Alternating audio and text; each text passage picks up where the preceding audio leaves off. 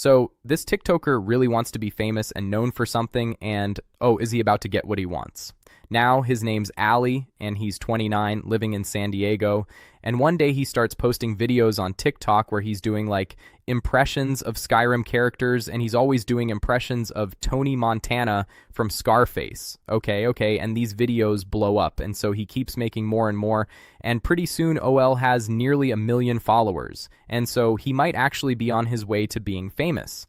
Now, Ali is married to this nice woman, Anna, and they have a daughter together, and soon she starts appearing in some of his TikToks, every now and then including one very memorable TikTok of them dancing with a caption talking about how their relationship is drama-free. But whatever from their videos, it appears as if their relationship is good, and his career seems to be on the up and up, and I can't imagine anything would ever go wrong. Until, here's the thing about Ali, he's not the most stable person in the world, and over time he picks up the habit of doing a lot of nose drugs that we'll just call Coca-Cola. In fact, he's known to whip out a huge bag of Coca-Cola on his live streams, and he'll get high in front of his audience. Now, obviously, I can't show you the part where he does the drugs, but regardless, this dude is obsessed with doing everything on camera. Like, when he and Anna get into fights, he'll live stream it for some reason, don't even talk to me, tack it away my whole life. Yeah, it's crazy, but what he doesn't ever put on camera and show his TikTok audience is the parts where he gets violent with her, which he does sometimes when they argue. He's like shoving her and punching her and stuff like that. In fact, his violent outburst gets so bad that over the course of a few months, she calls police on him 9 different times, but that doesn't seem to faze him or get him to stop. In fact, all the attention he's getting online has made him feel like he's untouchable. I don't even want to be like Leonardo DiCaprio. I'm not trying to be the next Alcino. I probably could, and of course he makes sure to let Anna know, like in voicemails and stuff, I'm a fewing god, I'm a sexy mother-ucker, I'm a Fing internet celebrity. And so at this point, you're probably like, Rai, if he's such a psychopath, why doesn't she just leave? Well, here's the thing about Anna. She's actually a Filipino citizen, and she got her visa to the US through her marriage to Ali. So when Anna brings up separating, he threatens to have her deported, which means she won't be able to be with her daughter who would stay with Ali in the US. So she's essentially trapped. Not only that, he also does this thing to her when he doesn't get his way that he'll threaten to unalive himself. She keeps calling the cops. Yeah, because he just tried to commit suicide. So that's what it is. He had a gun in his face with my daughter sleeping on the couch. I have to do that just to get her to come home. And if that isn't bad enough, he thinks that because they're married, he's entitled to smash whenever he wants. Of course, Anna doesn't want to because he's abusive to her. When is the last time we had sex? Tell me there's 1 billion other women out there for you that will you in a heart. Yeah, 1 billion other men for you too. Is that your hope? And so because she's not smashing with him, he starts getting paranoid that she's out there cheating on him. There's no way that you're not.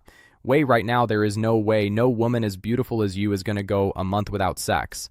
Here's the crazy thing, though. Despite how often he gets jealous and accuses her, it's actually him who's been sleeping around on her. Because one day, Anna hears a knock on the door, and she opens it, and it's some woman who lives in the building.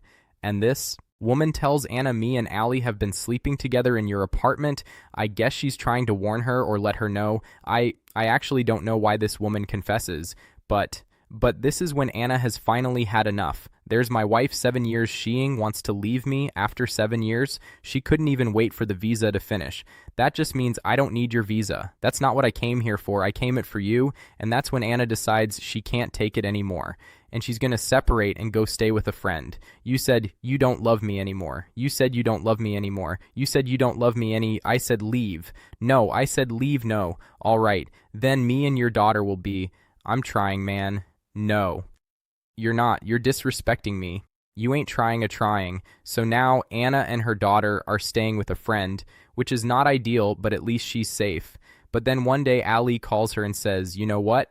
You can have the apartment. Just take the apartment and I'll go stay in a hotel. And this is great news to Anna. Like, she'll have her old place back with her daughter, and most importantly without Ali. And so she moves back in.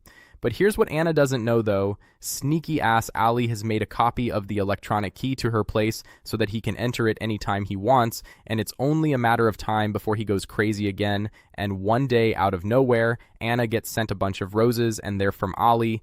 Now she's done with him, and so she doesn't reach out and say thank you or that she even got them, nor should she, and this pisses Ali off, and he's apparently been up all night doing Coca-Cola, so he's way out of his mind, and he is just going to lay into her, and so he goes over to the apartment and he lets himself in, but luckily for her, she's not there, and he's like this, and he just starts trashing the place, knocking things over, throwing her stuff around, smashing the roses he got her, but then, to make it worse, he takes an iPad that he has. Now, this iPad has Discord downloaded on it, and so he takes this iPad and he hides it in between the wall and the bed, and he leaves it on so that it will record audio of anything that goes on in the apartment. He thinks he's going to try and catch her cheating, which it really isn't cheating because they're no longer together. But despite that, then Ali leaves and he goes back to his hotel. Then Anna comes home and she sees that the apartment's been trashed and she knows it was Ali and she's shocked and she's hurt. Like, how could he do this to the place that his own daughter lives in now? Her daughter will be home from school soon, and Anna doesn't want her to see all this destruction that her dad caused, so she calls a mutual friend of her and Ali's, this guy Rayburn, and Rayburn comes over to help her clean up this mess. Meanwhile, at Ali's hotel, he wakes up from his drug nap and he hears Anna through the IOD. And he can hear her in her apartment talking with another man, and he just snaps another man in the apartment with his wife. He is not going to let this slide, and so he gets his PEU. And then he drives from his hotel to her building as fast as he can, and then boom, he busts into her apartment, and he immediately sees Anna and Rayburn sitting on the couch, and instantly, blam, blam, blam, he shoots Rayburn, and then blam, he shoots Anna too. And unfortunately, they're both instantly unalived, and pretty quickly after that, police show up, and boom, Ali is arrested. Now, I don't actually have a mugshot of him, but here's a picture of him in jail behind glass.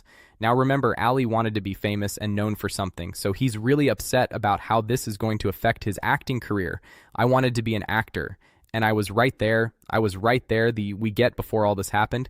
I was in LA at the Comedy Store. I was talking to producers. I was about to have a talent agent, was right there. No, you weren't. Anyway, he goes to trial and he gets sentenced to life in prison. Good.